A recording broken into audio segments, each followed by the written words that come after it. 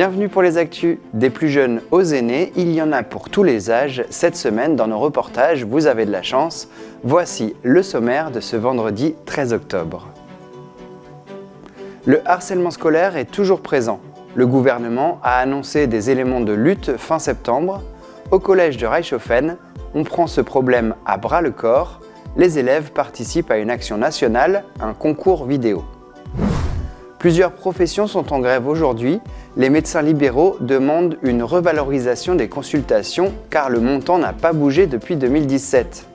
La proposition d'une hausse d'1,50 € en février dernier est bien loin des revendications. CAF Reichshoffen recrute. Le site, qui produit maintenant différents types de trains, propose 200 postes dans les mois à venir. Le constructeur espagnol nous explique la grande importance du marché français. Après un premier test au courant du mois de juin, les collégiens sont prêts pour leur flash mob « Toi, moi, nous contre le harcèlement » et Lucas a filmé les coulisses du tournage. Les élèves du collège Françoise Dolto à Reichshoffen répètent dans la cour de l'école pour un projet original. Ils tournent une vidéo dans le cadre de la 10e édition du prix Non au harcèlement. Le collège a déployé l'année dernière le plan phare, programme de lutte contre le harcèlement à l'école mis en place par l'État. Un plan qui se développe. Le gouvernement souhaite exclure les harceleurs des réseaux sociaux et à la rentrée 2024, des cours d'empathie feront partie du cursus scolaire. Le projet, sous forme de concours, ne mobilise pas seulement les élèves et les professeurs, mais aussi les infirmières, les assistantes sociales et l'équipe ressources. Hormis les 6e qui sont arrivés au collège en septembre, tout le monde est rodé, car il y a déjà eu un premier test au courant du mois de juin. Chaque classe avait visionné des vidéos lauréates au concours déjà, pour les faire réfléchir au harcèlement et pour leur donner envie de participer au concours. Sur chaque vidéo, ils devaient réfléchir ensemble à des mots positifs. Par exemple, l'entraide, solidarité, respect, il y a plein de mots qui ont fusé et des mots négatifs qui définissaient le harcèlement. Donc en juin, on avait préparé sur une matinée, on avait fait plusieurs ateliers. On avait fait atelier banderole, on avait fait un atelier avec les acteurs de harcèlement, un acteur avec les danseurs et un atelier aussi montage, tournage et montage. Voilà. Et le lendemain, on avait tourné un peu comme aujourd'hui la vidéo de la flash mob. La chorégraphie est millimétrée et en fin de matinée, tout le monde est prêt pour le filage, c'est-à-dire la scène complète dans les conditions réelles. Il y a une première danse suivie d'une scène de harcèlement pour finir avec tous les élèves sur une deuxième partie de danse. On fait une dernière prise, mais cette fois-ci, on va intercaler la scène de harcèlement.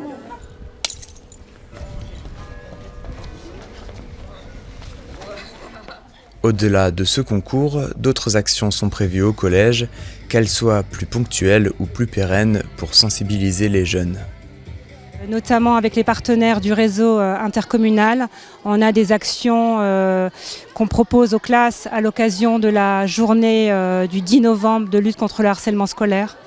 Voilà, il y a tout au long de l'année différentes actions sur cette thématique-là justement. C'est vraiment un travail de prévention. Et la thématique couleur par moins, là aussi ça s'inscrit dans le cadre du CESCE, Comité d'éducation à la santé, à la citoyenneté et à l'environnement.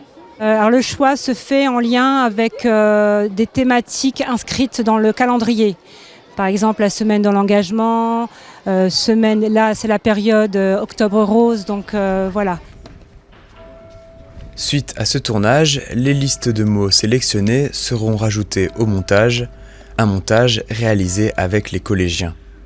La vidéo d'environ 2 minutes sera finalisée avant la fin du mois de décembre. Le prix Coup de cœur académique recevra une récompense de 1 000 € et 10 lauréats nationaux, quant à eux, recevront un prix de 2 000 €. J'espère que vous avez aussi passé un très bon moment. Voilà, en tout cas, on est très fiers de vous et vous pouvez être fiers de vous. Ça y est, la quinzaine des aînés a commencé depuis vendredi dernier avec une conférence sur la succession à l'espace Grappelli de Merzwiller. Mais la quinzaine, c'est tout un panel d'actions sur la communauté de communes du pays de Niederbronn-les-Bains, comme ici avec ces images tournées à Zinswiller. La diététicienne Claudia Adam décrypte les étiquettes des aliments de notre quotidien pour parler du et des sucres, car il existe différentes formes de sucre partout, comme par exemple le fructose que l'on retrouve dans les fruits. La recommandation officielle aujourd'hui en termes de fruits, c'est d'en consommer 2 à 3 par jour. Point. Pas 15, 2 à 3.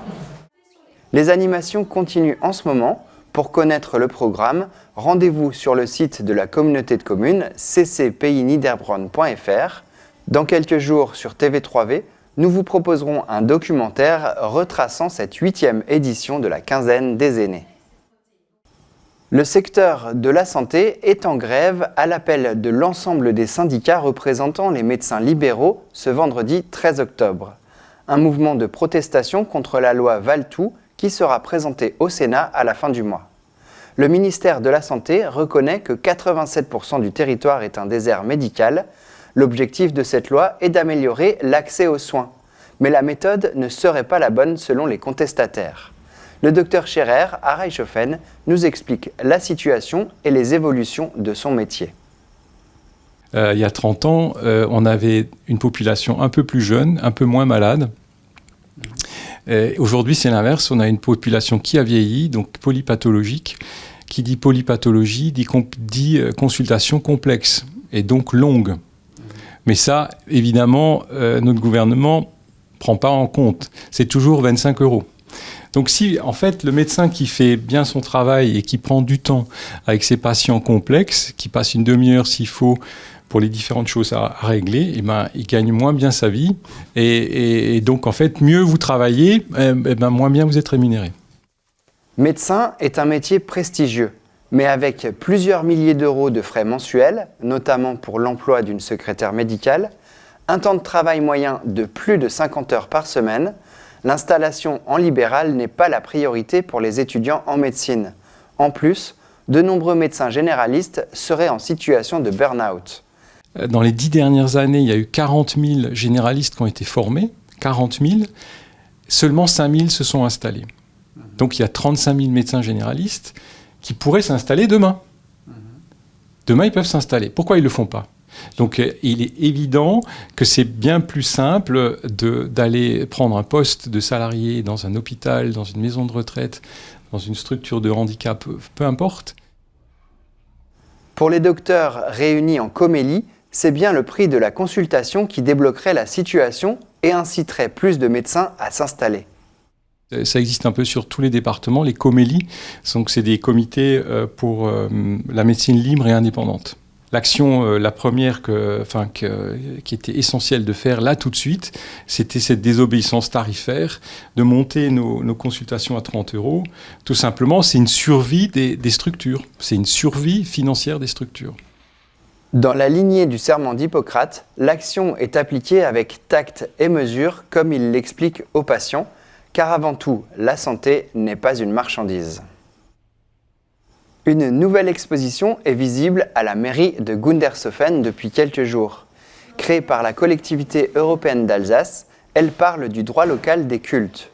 Les religions coexistent et 3 ont un statut particulier. Les panneaux expliquent les fondements du droit local et des cultes religieux en Alsace-Moselle, avec les principales dates, notamment celle du Concordat conclu en 1801 par Napoléon et le pape Pie VII. Une exposition à voir jusqu'au 30 octobre à la mairie de Gundershofen. Depuis un peu plus d'1 an, le constructeur espagnol CAF a repris la Schmelz de Reichshofen. Que devient le site ? Qu'est-ce qui change ? Nous avons visité les locaux. Le groupe CAF, c'est environ 14 000 personnes, dont 1 000 en France, entre Reichshofen et Bagnères de Bigorre. Ces dernières années, l'entreprise espagnole se développe. Elle est implantée en Angleterre, aux États-Unis, au Mexique et en Pologne pour les autobus. CAF, c'est Construcción Auxiliar de Ferrocarriles. CAF est un groupe industriel né il y a plus de 100 ans. L'activité principale, c'est la ferroviaire, avec un chiffre d'affaires de 70% de ferroviaire, mais CAF également produit des autobus avec sa filiale Solaris, qui est le leader dans le secteur des bus 100% électriques. L'acquisition de l'usine de Reichshoffen ouvre le marché français. Avec 20% du carnet de commandes, la France représente le plus gros volume. La Schmelz se diversifie, différents trains seront produits ici. L'ancienne usine de Reichshoffen était monoproduit pour les trains régionaux, pour la SNCF. Mais maintenant, avec CAF, on va développer le site pour être un site multiproduit. On va produire ici les Intercités Oxygène et on va produire ici les Mi-20 et les RERB. Donc, on va produire des différents types de trains ici. Je crois que c'est bon pour la croissance de la site d'avoir des possibilités de produire des différents trains. L'un de ces nouveaux trains se nomme Oxygène, que l'on voit ici avec cette maquette à taille réelle. C'est un train intercité grande ligne à un niveau qui peut atteindre les 200 km/h. Oxygène, nous avons démarré en fait la fabrication des chaudrons déjà, donc des caisses en aluminium sur le site depuis le 4 septembre. Donc c'est un projet qui devient vraiment réalité sur le site de Reichshoffen. On va commencer l'habillage intérieur au début de l'année 2024. Il y a 28 trains au global qui sont commandés. Reichshoffen va en fabriquer 21 sur les 28. Les 7 premiers ont été fabriqués en Espagne. À ceci, on va aussi ajouter l'introduction d'un second projet, Mi-20, qui va être la nouvelle génération du RERB qu'on est en train de fabriquer avec Alstom en consortium. Pour ces projets, le site a besoin de main-d'œuvre et recrute 200 personnes. Les différents métiers qui sont à recruter donc, dans les prochains mois, nous avons des opérateurs de montage, nous avons des câbleurs, nous avons des électriciens, donc ça c'est pour la partie production. Pour la partie technicien et agent de maîtrise, donc on a aussi du personnel d'encadrement de production qu'on appelle des EPU, donc ce sont des responsables qui vont encadrer donc les équipes de production. On a des techniciens électriciens, mécaniciens également. Et pour finir, donc pour la catégorie ingénieur et cadre, donc on a des fonctions support à la production nécessaires à la bonne marche de la production, mais on a aussi tout un volume d'ingénieurs au bureau d'études à recruter. Tous les profils sont recherchés, quelle que soit l'expérience. Grâce au partenariat avec le CFAI, les candidats peuvent être formés. Pour consulter les offres et postuler, le site internet jobs.caf.net.